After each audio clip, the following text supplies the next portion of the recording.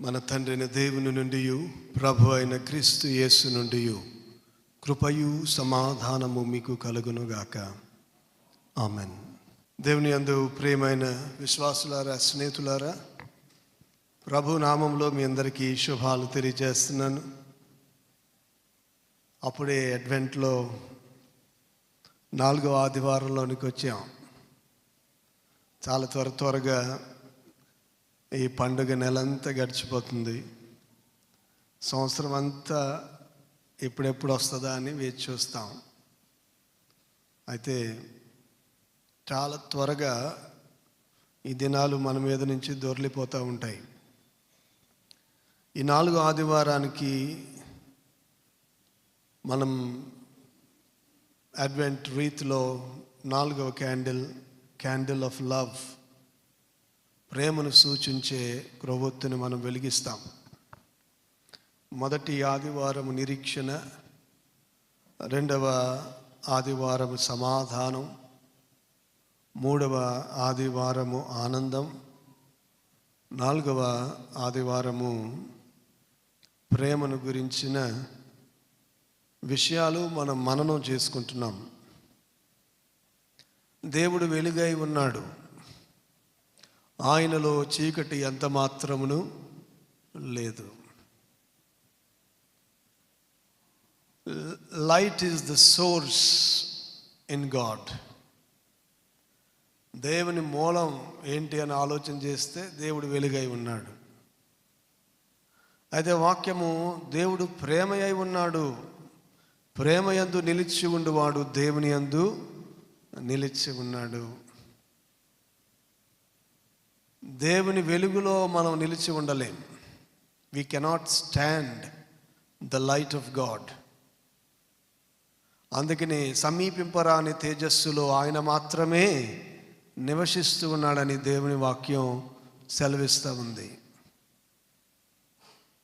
Light is the source of God. అయితే love is the resource of God. దేవుని వెలుగులో మనం ఉండలేము, కానీ దేవుడు ఆ వెలుగును మన జీవితాల్లో నింపడానికి దానిని ప్రేమగా చేసి మన దగ్గరకు పంపిస్తున్నాడు ఆయన. అందుకే దేవుని వాక్యం ఏమని చెప్తుందంటే, దేవుడు లోకముని ఎంతో ప్రేమించెను కాగా తన అద్వితీయ కుమారుని యందు విశ్వాసముంచు ప్రతివాడు నశింపక నిత్య జీవము పొందినట్లు ఆయనను మనకు అనుగ్రహించెను. కాబట్టి దేవుని ప్రేమ ఎందుకు అంత పవిత్రమైంది, దేవుని ప్రేమ ఎందుకు అంత నిర్మలమైనది, అంత బలమైనది అని ఆలోచన చేస్తే, it comes from the pure light of God. దేవుని ప్రేమ పరిపూర్ణమైన ఆయన వెలుగులో నుంచి వస్తుంది. దానిలో చీకటి ఎంత మాత్రమును లేదు.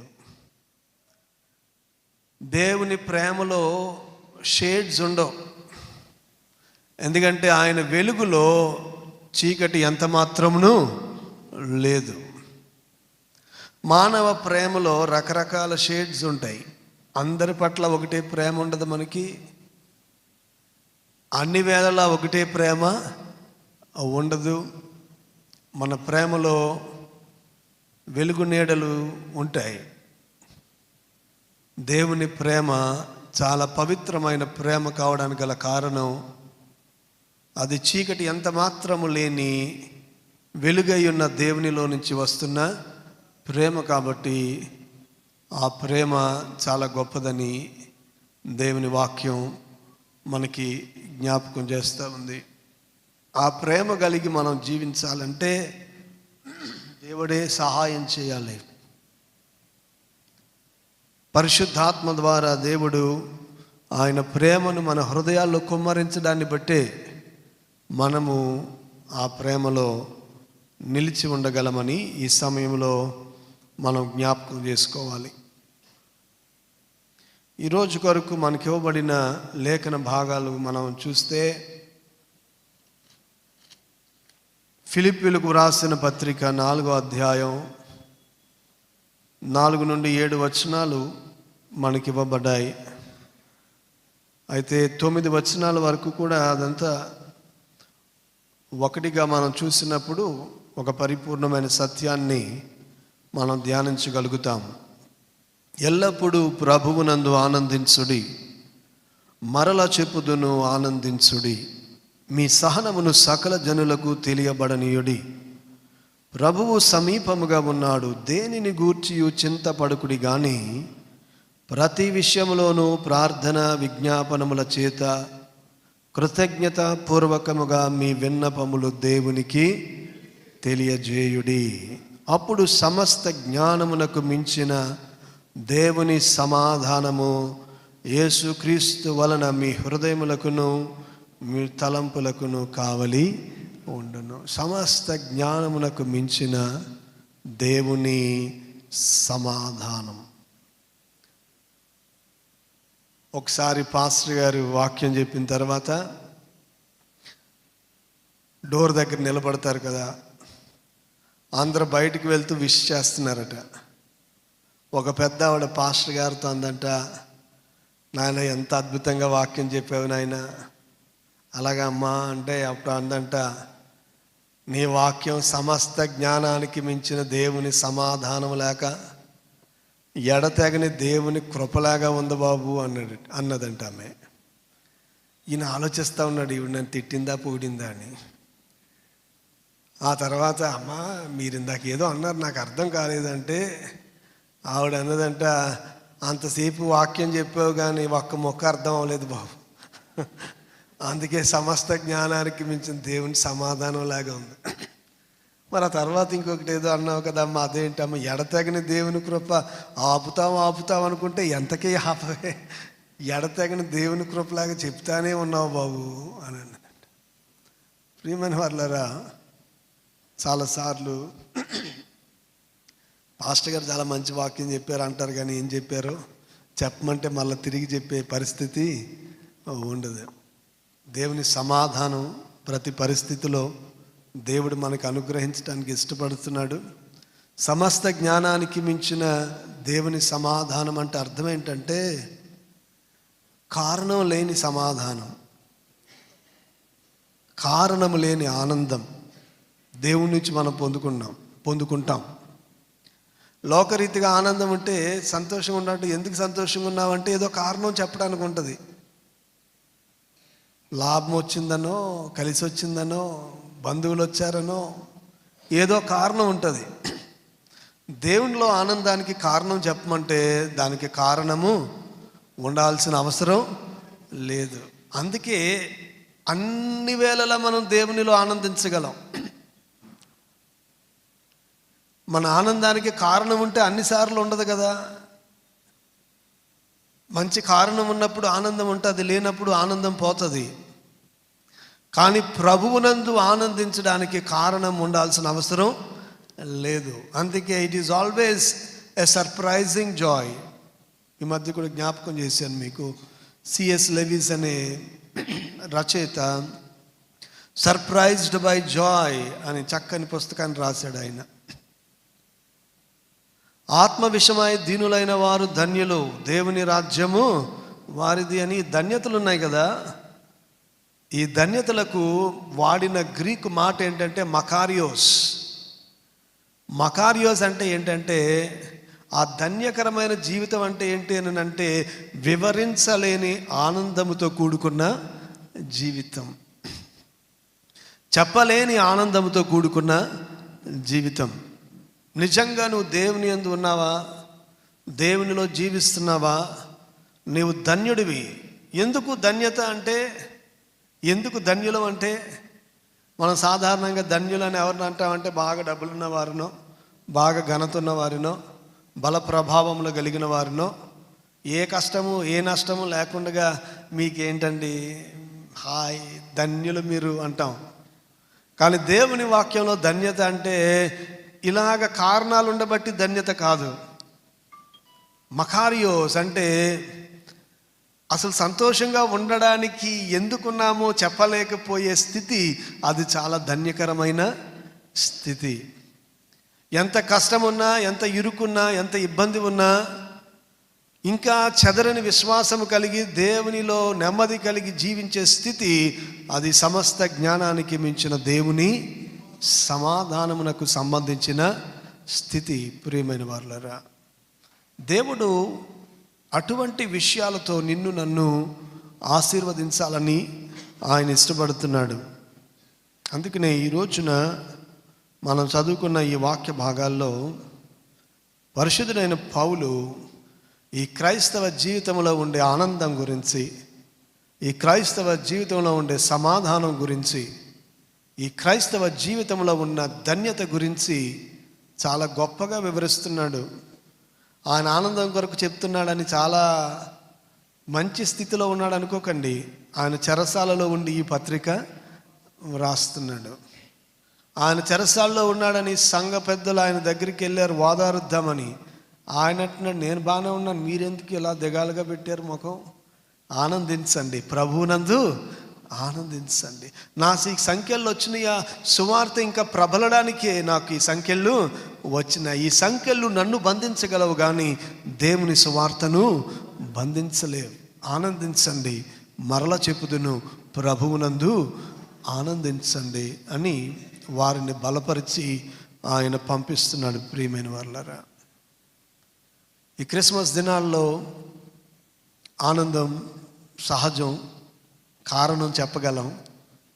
కానీ క్రిస్మస్ దినాలు గడిచిన తరువాత కూడా ప్రభువునందు ఆనందించగలిగితే అది ధన్యకరమైన జీవితం. ప్రియమైన వారలారా, ఎల్లప్పుడూ ప్రభువునందు ఆనందించడానికి 3 ప్రాముఖ్యమైన విషయాలు పరిశుద్ధులైన పౌలు ఇక్కడ ప్రస్తావిస్తున్నాడు. ఒకటి, ఎప్పుడు నువ్వు ఆనందించాలంటే నీ ప్రార్థన జీవితం బాగుండాలి, యువర్ ప్రేయర్ లైఫ్. రెండవది, ఎప్పుడు నువ్వు ఆనందించాలి, సమాధానం కలిగి జీవించాలంటే నీ ఆలోచన జీవితం బాగుండాలి, యువర్ థాట్ లైఫ్. మూడవది, సమస్త జ్ఞానానికి మించిన దేవుని సమాధానమును అనుభవించాలంటే నీ క్రియా జీవితం, the life that you act, నువ్వు జీవించే జీవితం, నిజంగా నువ్వు జీవించే జీవితం. నీ ప్రార్థన బాగుండాలి, నీ ఆలోచన బాగుండాలి, నీ జీవన విధానము బాగుండాలని పరిశుద్ధులైన పౌలు ఇక్కడ సంఘానికి నేర్పిస్తున్నాడు. అందుకే ముందు ఆయన ప్రార్థనా జీవితాన్ని గురించి మాట్లాడుతున్నాడు. ఏమంటాడంటే 6వ వచనం చూడండి, ఫిలిప్పీ పత్రిక 4వ అధ్యాయం 6వ వచనం. దేనిని గూర్చియు చింతపడుకుడి, కానీ ప్రతి విషయంలోనూ ప్రార్థన విజ్ఞాపనముల చేత కృతజ్ఞతాపూర్వకముగా మీ విన్నపములు దేవునికి తెలియచేయుడి. 3 విషయాలు మాట్లాడుతున్నాడు. ప్రేయర్, ప్రార్థన, సప్లికేషన్, విజ్ఞాపన, కృతజ్ఞత, థ్యాంక్స్ గివింగ్. నీ ప్రార్థనలో ఈ 3 ఉండాలి. Prayer, supplication, thanks giving.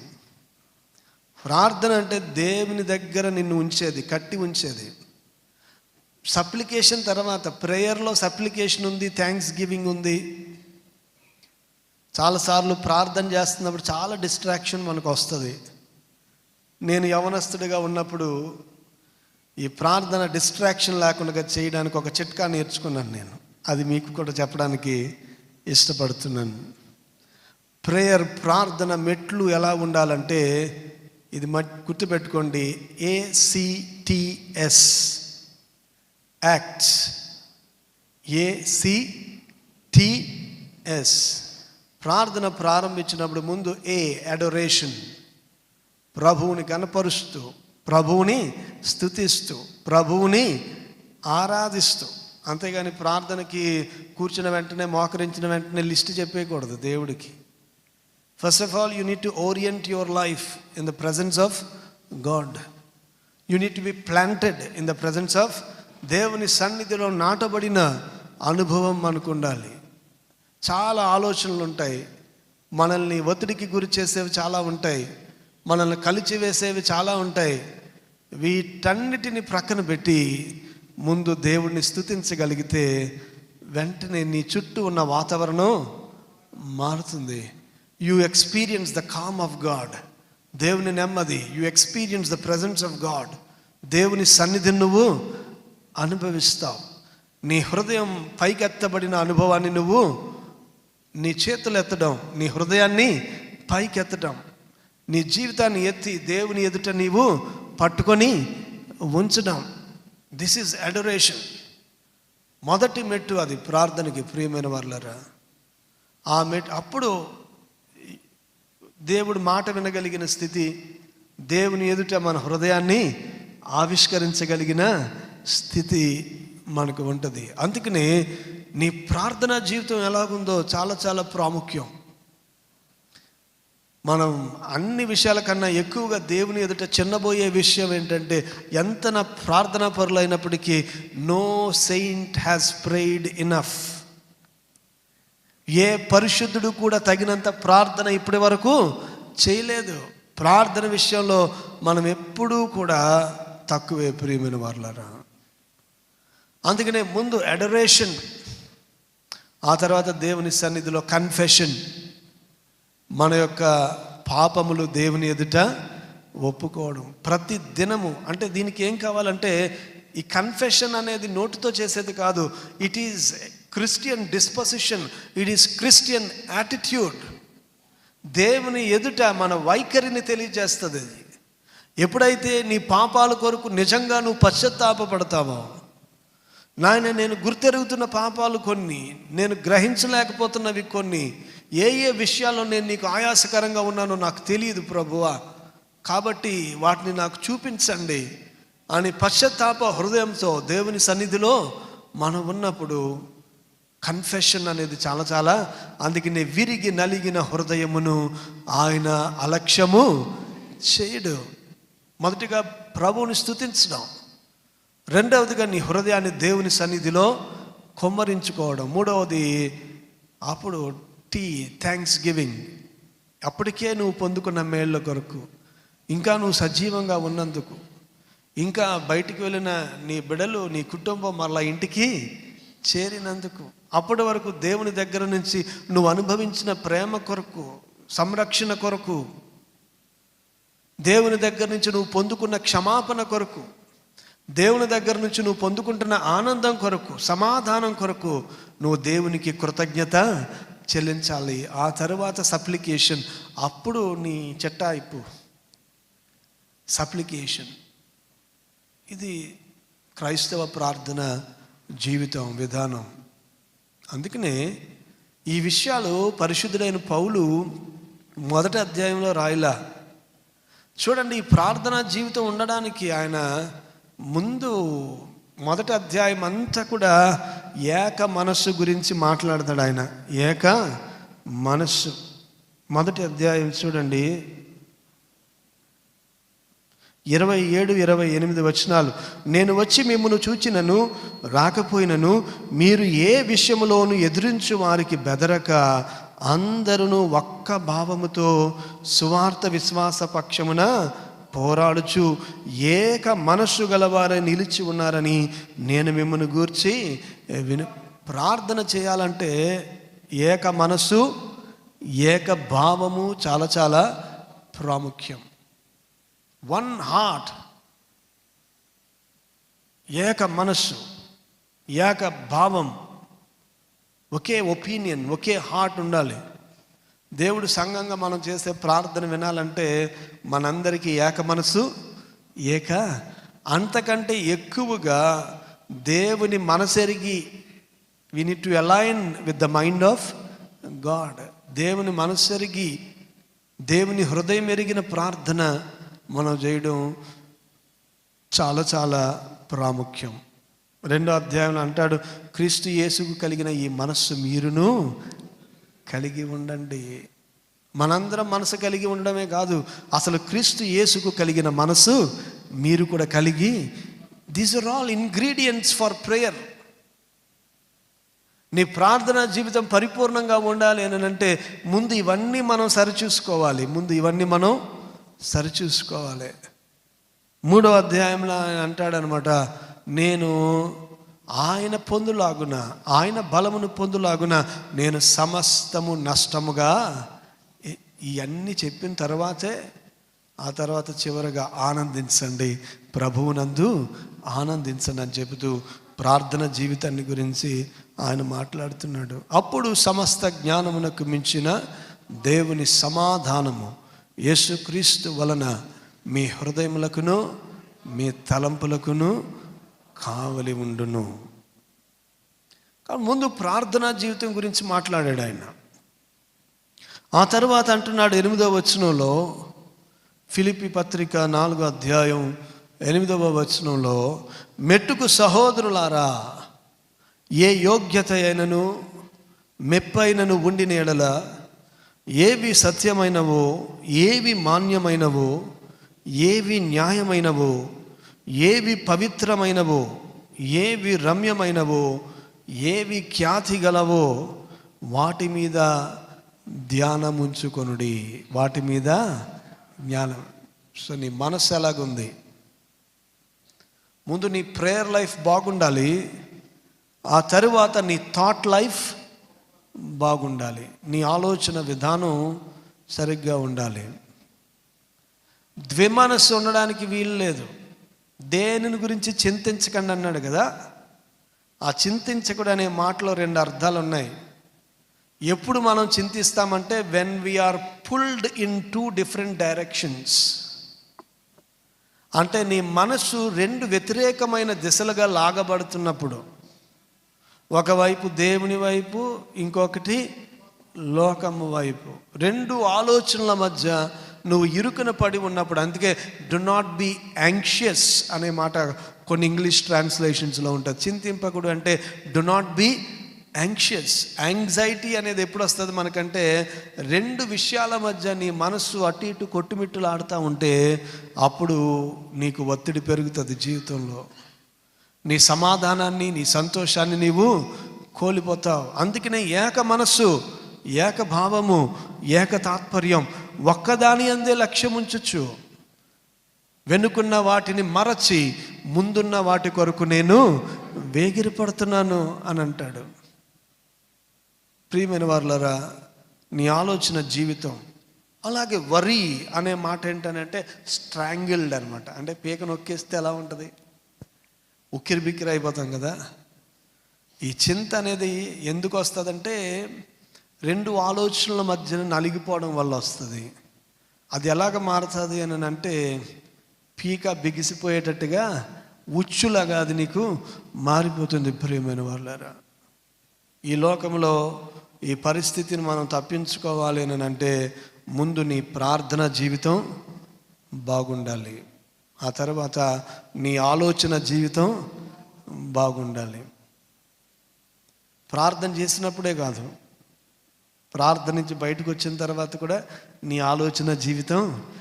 మనం చాలా సులువుగా సేక్రెడ్ అండ్ ప్రొఫేన్ ఈ రెండింటిని చాలా సులువుగా భాగిస్తాం. అంటే పవిత్రం, అపవిత్రం. గుళ్ళో పవిత్రం, బయట ఎలాగైనా. ఆ గుళ్ళో బూతులు మాట్లాడతారు అంటే బయట మాట్లాడవచ్చా? అసలు గుళ్ళో కూడా బూతులు మాట్లాడే ప్రబుద్ధులు ఉన్నారు, అది వేరే సంగతి. ఆ దేవుడి దగ్గర బాగుండాలి ఆలోచనలు, మరి బయట. క్రైస్తవ జీవితంలో దేర్ ఈజ్ నో డైకాటమీ. ఇక్కడ ఇలాగ ఉండాలి, అక్కడ ఇలాగ ఉండాలని లేదు. ఎందుకంటే క్రైస్తవ జీవితం ఏంటి అని అంటే ప్రతి క్షణము కూడా నువ్వు దేవుని ఎదుట జీవించే జీవితం. It is life that you live before God. అందుకనే మనుషులు చూస్తున్నట్టుగా కాక, మనుషులకు చేస్తున్నట్టుగా కాక, దేవునికి చేస్తున్నట్టుగా మీరు సమస్తము చేయండి. కాబట్టి నీ థాట్ లైఫ్ ఎలాగుందో, నీ బయట కనిపించే జీవితం కాదు. థాట్ లైఫ్ అంటే ఇన్నర్ లైఫ్ కదా, నీ లోపల జరిగే జీవితం. ఆ జీవితం ఎలాగుందో, ఏ యోగ్యత అయినా మెప్పైన ఉండిన ఎడల, ఏవి సత్యమైనవో, ఏవి మాన్యమైనవో, ఏవి న్యాయమైనవో, ఏవి పవిత్రమైనవో, ఏవి రమ్యమైనవో, ఏవి ఖ్యాతి గలవో వాటి మీద ధ్యానముంచుకొనుడి. వాటి మీద ధ్యానముంచుకొనుడి. ఆ తరువాత 9వ వచనం దగ్గరికి వచ్చేసరికి ఇప్పుడు మనం జీవించే అసలు జీవితం యాక్షన్ దగ్గరికి వస్తున్నాడు. ఇప్పుడు మాట్లాడుతున్నాడు. 9వ వచనంలో అంటాడు, మరియు మీరు నా వలన ఏవి నేర్చుకొని అంగీకరించితిరో, నా యందు ఉన్నట్టుగా ఏవి వింటిరో ఏవి చూచితిరో అట్టి వాటిని చేయుడి, అప్పుడు సమాధానకర్తయగు దేవుడు మీకు తోడై ఉండును. చాలామందికి పీస్ ఆఫ్ గాడ్ కావాలి, కానీ గాడ్ ఆఫ్ పీస్ వద్దు. 7వ వచనంలోనేమో సమస్త జ్ఞానమునకు మించిన దేవుని, అందరికీ దేవుని సమాధానం కావాలి, కానీ సమాధానకర్త అయిన దేవుడు అవసరం లేదు. కేవలం ఆనందం కావాలి, సమాధానం కావాలంటే వచ్చేది కాదు ఇది. అది కావాలి అని అంటే ముందు నువ్వు దేవుడిని కోరుకోవాలి. అది ఇవ్వగలిగిన, అందుకనే క్రిస్మస్ కాలంలో ఈ దూతల మాటలు మనం జ్ఞాపకం చేసుకుంటాం. సర్వోన్నతమైన స్థలములలో దేవునికి మహిమ, ఆయనకిష్టులైన మనుష్యులకు భూమి మీద సమాధానం. If you want peace of God, you need to be pleasing to the God of peace. ఆయనకిష్టుడుగా నువ్వు జీవించగలగాలి. నీ ప్రార్థనా జీవితం దేవునికి ఇష్టకరంగా ఉండాలి. నీ ఆలోచన జీవితం దేవునికి ఇష్టమైనదిగా ఉండాలి. నువ్వు శరీరంలో వాస్తవంగా నువ్వు జీవించే జీవితం దేవుని దృష్టికి అంగీకారముగా ఉండాలి. అందుకే ఇక్కడ ఏమంటున్నాడంటే, నేర్చుకొని అంగీకరించారో, నా యందు ఏమి విన్నారో ఏమి చూచారో. ఇప్పుడు క్రైస్తవులు ఎలాగున్నామంటే బోధలు చాలా బాగా చేస్తాం. మన మాటలన్నీ ప్రేమ, దయ, కృప, ఇవి ఎంత ఈజీగా మాట్లాడతాం మనం. ఈ మాటలు మాట్లాడి వింటే సరిపోదు, ఆ మాటల్ని మన జీవితంలో ఈ లోకం చూడాలి. అందుకే పరిశుద్ధులైన పౌలు అన్నాడు, నా దగ్గర నుంచి మీరు నేర్చుకుని అంగీకరించిన విషయాలే కాదు, మీరు విన్నారు, ఆ విషయాల్ని నా జీవితంలో మీరు చూస్తున్నారు. చెప్పగలమా మనం ఇంత ధైర్యంగా? క్రైస్తవులో మేము ఏం మాట్లాడతామో అదే చేస్తాం. There is that credibility in our lives. మా మాట మా పని మ్యాచ్ అవుతుంది. అలా జరిగినప్పుడే దేవుని ఆనందాన్ని, దేవుని సమాధానాన్ని మన జీవితంలో అనుభవించగలమని దేవుని వాత్సల్యాన్ని బట్టి చెప్తున్నాను. మన ప్రార్థన జీవితం ఎలాగుంది? మన ఆలోచన జీవితము ఎలాగ ఉంది? అలాగనని మన కార్యము, మన యొక్క క్రియలు ఎలాగ ఉన్నాయి అనే సత్యాన్ని దేవుని వాక్యం నుంచి మనం గ్రహించాలని నేను మీకు మనవి చేస్తూ ఉన్నాను. యాకోబు ఇంకొక రీతిగా చెప్తున్నాడు ఈ మాటలు. యాకోబు పత్రిక కనుక మనం చూసామనుకోండి, ద్విమనస్కులై ఉండకండి. మీరు ప్రార్థిస్తున్నారు కానీ మీరు అడిగింది మీరు పొందుకోలేకపోతున్నారు. ఎందుకంటే 1వ అధ్యాయంలో చెప్తున్నాడు, నీ ప్రార్థన జీవితం సరిగ్గా లేకపోవడానికి గల కారణం, యాకోబు రాసిన పత్రిక 1వ అధ్యాయం, మీలో ఎవరికైనాను 5వ వచనం, మీలో ఎవరికైనాను జ్ఞానము కొదువుగా ఉన్న యెడల అతడు దేవుని అడగవలెను, అప్పుడు అది అతనికి అనుగ్రహింపబడును. ఆయన ఎవనిని గద్దింపక అందరికీ ధారాళముగా దయచేయుడు. అయితే అతడు ఏమాత్రమును సందేహింపక విశ్వాసముతో అడగవలెను. సందేహించువాడు గాలి చేత రేపబడి ఎగిరిపడు సముద్ర తరంగమును పోలి ఉండును. అట్టి మనుష్యుడు ద్విమనస్కుడై తన సమస్త మార్గముల యందు అస్థిరుడు గనుక ప్రభువు వలన తనకేమైనను దొరుకునని తలంచుకొనరాదు. అందుకని ప్రార్థనకి ఏక మనస్సు అనేది చాలా చాలా ప్రాముఖ్యం. How is your thought life? Are you pulled between 2 poles? 2 ఆలోచనల మధ్య నువ్వు తడబడుతున్నావేమో ఒకసారి ఆలోచన చేయి. అలాగనే ఇంకొక మాట అంటాడు, ఈ లోక స్నేహము దేవునితో వైరమని మీరు ఎరుగరా? ఈ లోక స్నేహము దేవునితో వైరమని మీరు ఎరుగరా. నీ ఆలోచన స్థితి ఏ రీతిగా ఉందో 4వ అధ్యాయం 4వ వచనంలో అంటాడు, యాకోబు పత్రిక 4:4, వ్యభిచారిణులారా, ఈ లోక స్నేహము దేవునితో వైరమని మీరు ఎరుగరా. కాబట్టి ఎవడు ఈ లోకముతో స్నేహము చేయగోరునో వాడు దేవునికి శత్రువగును, వాడు దేవునికి శత్రువగును. ఆ తర్వాత 8వ వచనంలో అంటున్నాడు, దేవుని యొద్దకు రండి, అప్పుడు ఆయన మీ యొద్దకు వచ్చును. పాపులారా, మీ చేతులను శుభ్రము చేసుకునడి, ద్విమనస్కులారా, మీ హృదయములను పరిశుద్ధపరచుకొనడి. హృదయం పరిశుద్ధంగా ఉంటే కాదు, నీ చేతులు కాళ్ళు కూడా. చేతులు అంటే నీ పనులు, నీ కాళ్ళు అంటే నీ నడత. చాలామంది అంటారు, నేను బయట ఎలాగుంటే ఏంటంటే దేవుడికి నా హృదయం తెలుసు. హృదయం నిండుకున్న దానిని బట్టి నోరు మాట్లాడుతుంది. ప్రియమైన వాళ్ళారా, నీ మనస్సు నిండుకున్న దానిని బట్టి నీ యొక్క కార్యాలు ఉంటాయి. You are what you think, you are what you think. నువ్వేం ఆలోచిస్తున్నావో అదే నీవు చేస్తావు. అందుకనే ప్రభు 2 విషయాల గురించి మాట్లాడుతున్నాడు. మీ హృదయం పరిశుద్ధంగా ఉండనివ్వండి, మీ చేతులు శుభ్రం చేసుకోండి, వ్యాకులపడుడి, దుఃఖపడుడి, ఏడ్వుడి, మీ నవ్వు దుఃఖమునకును మీ ఆనందమును చింతకును మార్చుకొనుడి అని అంటున్నాడు. ప్రియమైన వాళ్ళారా, కాబట్టి మన ఆనందం, ఎందుకు ఆనందాన్ని చింతకు మార్చుకోమంటున్నాడంటే, నీ ఆనందం వేర్ ఈజ్ ఇట్ రూటెడ్? కేవలం నీకు జరుగుబడి అవుతున్న విషయాలను బట్టి నువ్వు ఆనందిస్తుంటే దేవుడు అంటున్నాడు, ఆనందాన్ని వదిలేసేయి, దాన్ని నువ్వు చింతగా మార్చుకో. దేవుని యందు ఆనందించడానికి నీవు అలవాటు పడు, నువ్వు నేర్చుకో అని దేవుని వాక్యం ఇక్కడ మనకి హెచ్చరిక చేస్తూ ఉంది.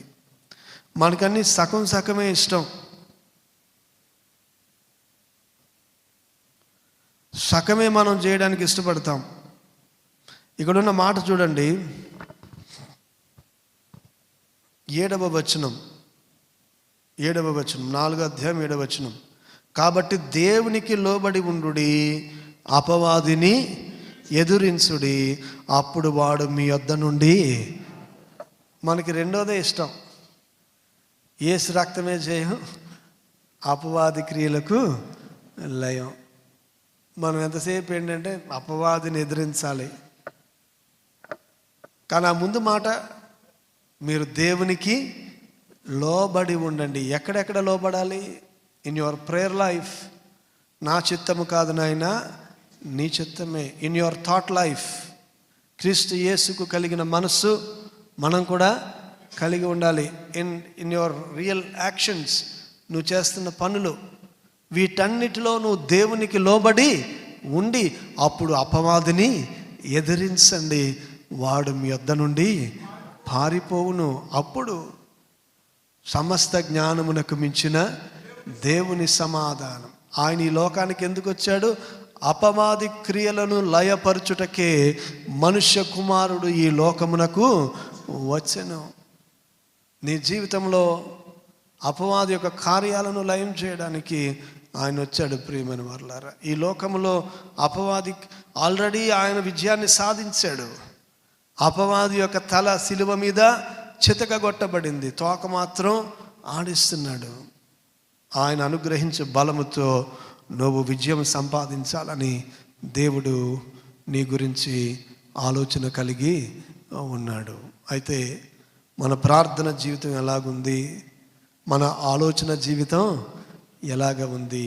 నిజంగా ఈ శరీరంలో మనం జీవిస్తున్న జీవితం ఎలాగ ఉందో ఒకసారి మనము గ్రహించాలి. ఈరోజు మనం చదువుకున్న సువార్త పాఠ్య భాగాన్ని ఒకసారి ఆలోచన చేద్దాం. యోహాను సువార్త 1వ అధ్యాయం 19వ వచనం నుంచి చదువుతున్నాను, గమనించండి. నీవెవడవని అడుగుటకు యూదులు యెరూషలేము నుండి యాజకులను లేవీయులను యోహాను నొద్దకు పంపినప్పుడు అతడిచ్చిన సాక్ష్యమిదే. ఈ ప్రశ్న మనల్ని అడిగితే ఎలాగుంది మన జీవితం? హూ ఆర్ యూ అంటే నీ దగ్గర సమాధానం ఉందా? చర్చిలో క్రిస్టియన్ అండి, బయట do you have a singular identity in the lord? లోకంలో ఎవరి ముందైనా ధైర్యంగా నువ్వెవరో చెప్పగలిగిన స్థితి నీకు ఉందా? రాను రాను ఆ పరిస్థితి వస్తుంది. నువ్వు ఎవరివి? Who are you? బాప్తిస్మం ఇచ్చి యోహాను చాలా ధైర్యంగా సాక్ష్యం ఇస్తున్నాడట. ఫస్ట్ ఆఫ్ ఆల్ మనం ఎవరో, మన స్థితి ఏంటి? Who am I in the lord? దేవునిలో నేను ఎవరిని? What is your life purpose? నీ జీవితం యొక్క ఉద్దేశం ఏంటి? దేవుడు నీ ద్వారా ఏమి జరిగించడానికి నీకు ఆయన ఆయుష్నిచ్చి, ఆయన కృపను అనుగ్రహించి, నిన్ను ఆయన ఆనందంతో నింపి, ఆయన సమాధానంతో ఆశీర్వదిస్తున్నాడు. నీకంటూ ఒక నిర్దిష్టమైన క్లారిటీ అనేది చాలా చాలా ప్రాముఖ్యం. ఆ క్లారిటీ లేనప్పుడు అన్నీ చేయాలనుకుంటావు నువ్వు. పరిశుద్ధుడైన పౌలుకి ఎంత క్లారిటీ ఉంటుందో తెలుసా? నేను అన్యజనులకు అపోస్తలుడిగా పిలువబడ్డానంట. పేతురు యూదుల దగ్గర పరిచయం చేస్తున్నాడు. నేను ఎక్కడ కాదు చేసేది, దేవుడు నాకు ఒక ప్రత్యేకమైన ఉద్దేశాన్ని ఇచ్చాడు. ఈ క్లారిటీ ఎక్కడి నుంచి వస్తుంది? When you pour your life in the presence of God. నీ ప్రార్థన జీవితం ద్వారా, నీ ఆలోచన జీవితం ద్వారా నువ్వు చేయదలిచింది దేవుని చిత్తాన్ని నెరవేర్చడానికి నువ్వు చేస్తున్నప్పుడు నువ్వేంటో, నువ్వెవరివో, ఏమి చేయడానికి దేవుడు నిన్ను ఏర్పాటు చేసుకున్నాడో ఒక నిర్దిష్టమైన అవగాహన మనకు వస్తుంది. ఆ సమయం ఈ ప్రశ్న ఎందుకు అడుగుతున్నారంటే, అప్పటి వరకు దర్శనం లేదు ఎవరికి. 400 సంవత్సరాలు ఇశ్రాయేలీ జనుల మధ్య దర్శనం ఆగిపోయింది. మనలో జకరియా దర్శనం చూశాడు. వాగ్దానం ద్వారా బాప్తిస్మం ఇచ్చి యోహాను పుట్టాడు. ఈయన జీవితం చూస్తుంటే అంతా కొంచెం వింతగా ఉంది. అప్పటి వరకు బోధకులందరూ కూడా పట్టణాల్లో బోధిస్తే ఈయన అరణ్యంలో బోధిస్తున్నాడు. పట్టణంలో నుంచి అరణ్యంలోనికి మనుషులు వెళ్తున్నారు ఈయన మాటలు వినడానికి. ఈయన తింటున్న ఆహారం వేరుగా ఉంది. అడవి తేనె మిడతలు తింటున్నాడట. ఈయన వస్త్రధారణ వేరుగా ఉంది. ప్రియమైన వారలారా, ఈయన మాటలు చాలా వేరుగా ఉన్నాయి. He's not pleasing to the crowd. ఆయన తిడుతున్నాడట అందరినీ. ఏమంటున్నాడు ఆయన? సర్ప సంతానమా అంటున్నాడు. ఇశ్రాయేలీ జనాంగాన్ని, దేవుని బిడ్డలని చెప్పుకుంటున్న వాళ్ళు ఏమంటున్నాడు ఆయన? రాబోవు ఉగ్రతను గురించి మీకు బుద్ధి చెప్పిన వాడు ఎవడు? ఇదిగో గొడ్డలి ఇప్పుడే చెట్టు వేరున ఉంచబడి ఉంది అని చాలా కఠినంగా ఆయన ప్రకటిస్తున్నాడు. ఆయన ప్రజలు అనూహ్యంగా ఆయన మాటలు వినడానికి వెళ్తున్నారు. కాబట్టి పరిసయ్యులకి, శాస్త్రులకి ఏం అర్థం కావట్లా. యూదులు పంపించారు, మనుషులను పంపించారు ఆయన దగ్గరికి. Who are you? ఒక క్రైస్తవుడు సమాజంలో ఉన్నాడంటే ఎవరెత్తనని అనుకోవాలా. కానీ అసలు క్రైస్తవ జీవితానికి నీ ఆఫీసులో నీకు అన్యుడికి తేడా ఉందా? ఆయన బల్ల కింద చేయి పెడతాడు, నువ్వు బల్ల కింద చేయి పెడతావు. ఆయన కూడా సీట్లో లేకపోయినా ఉన్నానని చెప్పంటే నువ్వు అదే చేస్తావు. లేట్గా వెళ్తావు. Where is your example? Extra mile, 1 మైలు నడమంటే 2 మైళ్ళు నడిచే అనుభవం ఉందా? నీ పై వస్త్రాన్ని అడిగితే అంగి తీసిచ్చే అనుభవం ఉందా? Are we any different in the world? మిగతా వారికి మనకి ఏమైనా వ్యత్యాసం ఉందా?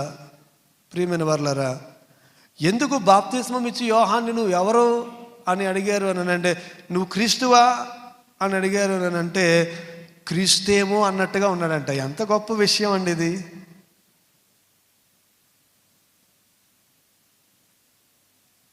మనల్ని ఎవరన్నా అడుగుతారా ఆ మాట? యేసుప్రభులా ఉన్నారంటారా ఎవరన్నా? You are like your lord. అందుకే మార్టిన్ లూథర్ ఏమంటాడంటే వీఆర్ లిటిల్ క్రైస్ట్ అంటాడు. ఆయన ఏమంటాడు, మనం అందరం ఎవరు చిన్న బాలయేసులం కాదు, చిన్న క్రీస్తులం, చిన్న క్రీస్తులం. Miniature Christ. ఈయన క్రీస్తేమో అనుకున్నారట ఆయన చూస్తే. అప్పుడు ధైర్యంగా సాక్ష్యం ఇస్తున్నాడు, నేను క్రీస్తుని కాను, ఆయన కొరకు మార్గమును సిద్ధపరిచేవాడిని. బాప్తిస్మం ఇచ్చి యోహానికి ఇవ్వబడిన ఆ బాధ్యత ఇప్పుడు సంఘానికి ఇవ్వబడింది. ప్రభు యొక్క మొదట రాకడ కొరకు లోకమును సిద్ధపరిచే బాధ్యత బాప్తిస్మం ఇచ్చి యోహానికి ఇవ్వబడితే, ఆయన రెండవ రాకడ కొరకు ఈ లోకమును ఆయత్తమై ఉన్న వారిని సిద్ధపరిచే ఈ యొక్క పరిచర్య దేవుడు సంఘానికి ఇచ్చాడు. ఎవరైనా మనల్ని మీరు ప్రభులాగా ఉన్నారని చెప్పగలుగుతున్నారా? ఆయన హెచ్చింపబడాలి, నేను తగ్గించబడాలి. He must increase and I must decrease. ప్రభు గురించి సాక్ష్యం చెప్పే అవకాశాలు ఎవరైనా మనకి ఇస్తున్నారా? ప్రియమైన వారులారా, అటువంటి జీవితం మనం జీవించాలని అంటే 3 ఏరియాస్లో మన లైఫ్లో చాలా డ్రాస్టిక్ చేంజ్ అవసరం. ఒకటి, ద వే వి ప్రే, మనం ప్రార్థించే విధానం. రెండవది, మనం ఆలోచన చేసే విధానం. మూడవది, మనం జీవించే విధానం. నా యందు మీరు ఏం విన్నారో, ఏమి చూశారో అని అంటున్నాడు. అలాగ ఉండగలుగుతున్నామా? ఈ పుస్తకంలో ఎవరైనా అన్యుడు చదివితే, ఈ పుస్తకంలో విశ్వాసులు ఉండాల్సిన రీతిలో మనం ఉంటున్నామా? బైబిల్ చదివామండి, మీరు బైబిల్ చదవమన్నారు, ఏంటంటే ఆ బైబిల్లో ఉన్నదానికి మీకు అసలు ఏం సంబంధం లేదు అంటారేమో.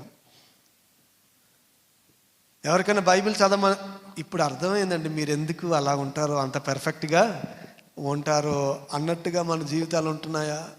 ప్రియమైన వారులారా, ఉంటే బాప్తిస్మం ఇచ్చి యోహాను వలె ఈ లోకమును ప్రభు రాకడ కొరకు సిద్ధపరిచే వారంగా ఉంటాం. మన జీవితంలో ఆనందం, మన జీవితంలో సమాధానం ఉన్నప్పుడు that is the source of God. దేవునిలో నుంచి ఎలాగైతే ప్రేమ ప్రవహించిందో అలాగే మన నుండి కూడా లోకంలోనికి ప్రేమ ప్రవహిస్తుంది. ప్రియమైన వాళ్ళరా, ఒక కప్పు ఓవర్ఫ్లో అయితేనే అందులో ఉన్నది ఇంకొకరికి వెళ్తుంది కదా. ఎప్పుడు చూడండి, ఇంకా క్రిస్టియన్ కమ్యూనిటీ వీఆర్ క్రేవింగ్. ఎంతసేపు గుర్తింపు కావాలా, నీ మాట పైన ఉండాలా, అన్నీ నువ్వే చేయాలా, నేను బాసు, నువ్వు సబార్డినేటు, నేను లీడరు, నువ్వు ఫాలోవరు. ఇవన్నీ ఎందుకు వస్తున్నాయి?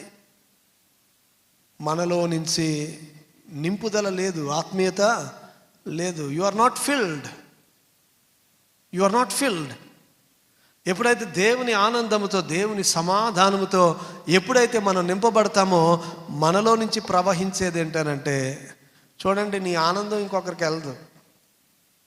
నీ ఆనందం నీదే, నీ సమాధానము నీదే. కానీ what flows is God's love. నీలో నుంచి once you rejoice in the Lord, once you have peace that surpasseth all understanding, what flows from you is the love of God. దేవుని ప్రేమ నీలో నుంచి ప్రవహిస్తుంది. ప్రియమైన వాళ్ళరా, ఎలాగైతే దేవుని వెలుగులో నుంచి ఆయన ప్రేమ వస్తుందో అలాగే ప్రభు అన్నాడు, నేను లోకమునకు వెలుగై ఉన్నాను, మీరును లోకమునకు వెలుగై ఉండండి. ఆ ప్రేమ మనలో నుంచి ప్రవహిస్తుంది. అటువంటి జీవితాన్ని ప్రభు మనందరికీ అనుగ్రహించునుగాక. ఆమేన్. సమస్త జ్ఞానానికి మించిన దేవుని సమాధానము యేసుక్రీస్తు వలన మీ హృదయములకును మీ తలంపులకును కావలి ఉండునుగాక.